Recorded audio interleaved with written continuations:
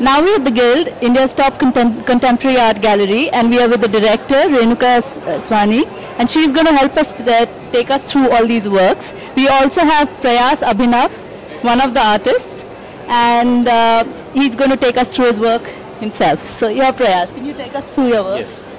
So, this is a three-part installation. It's called Reluctance.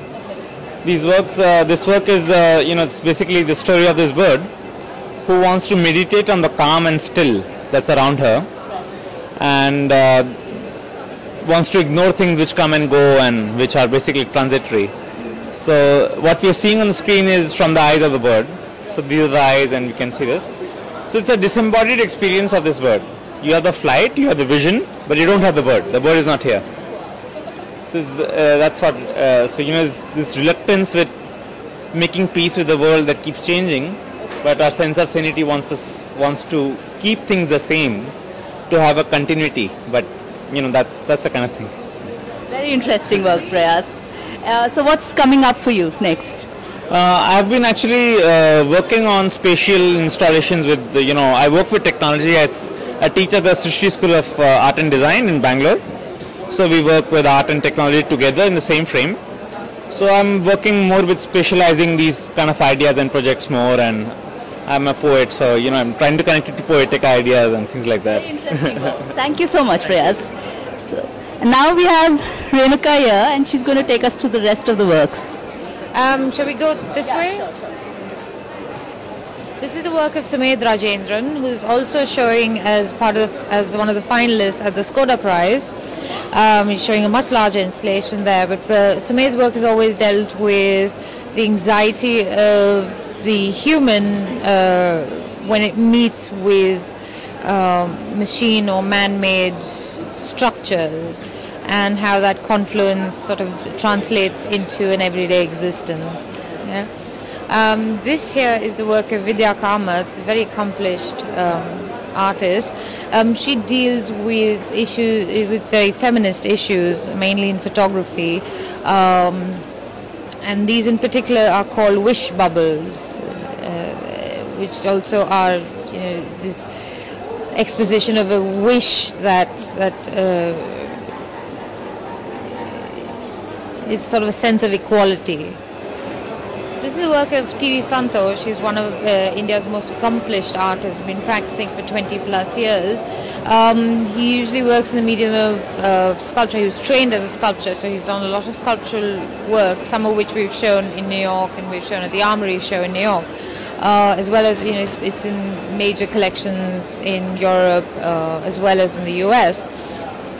And he's slated to do a museum show at the Tel Aviv Museum next year.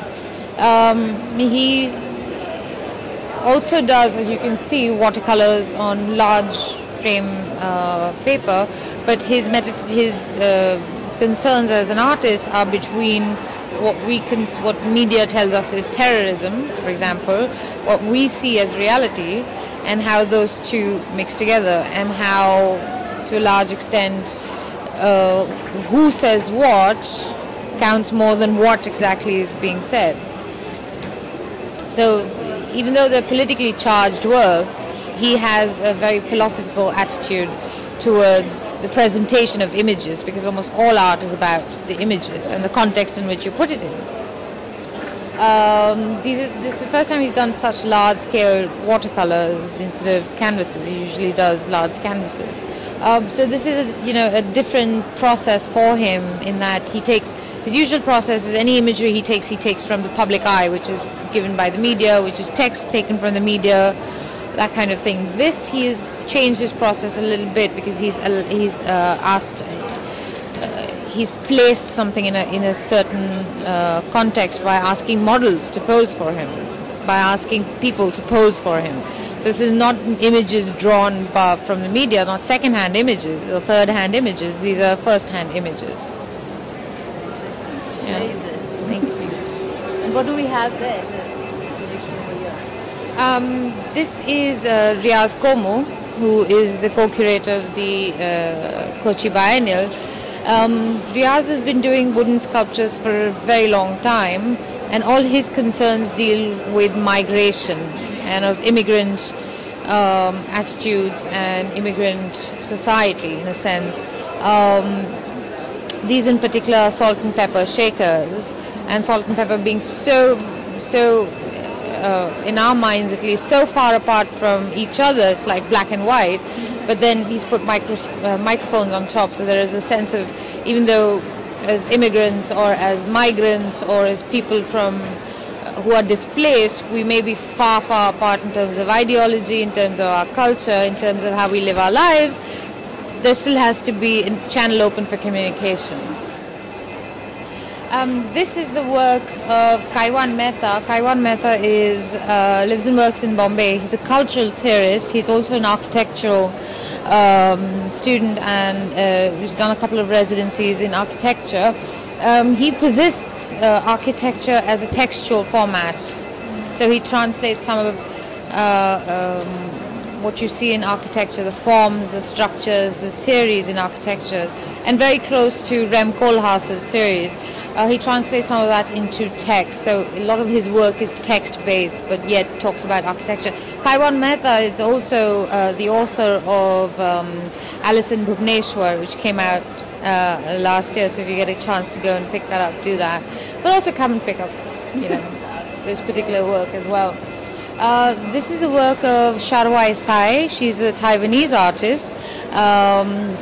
Also shown very widely. She's also a writer and a poet. So what she's done is on the stems of these bamboo trees, if you look at them close, there's poetry inscribed in Chinese letters. So it's a very poetic, very evocative series, yes, and very delicate. And this is all done in ink and gouache and watercolor. Yeah, it's great. Yeah. That of course is the work of G.R. Iranna, who's showing in a number of other places. Again, Iranna deals with the politics and the social dynamics of migration, and specifically in the context of India, whereas in contrast, Riaz talks about it globally, Iranna talks about it in a more local sense, combined with this idea of national identity that is difficult to pin down, especially in India, but also in sort of a traditional version of national identity, which is your Gandhi slippers also, is sort of being slightly eroded and evolving in such a way that in some cases, in some respects, we risk leaving a lot of traditions behind without too much thought on it. Yeah. Thanks so much, Renuka. You're most welcome.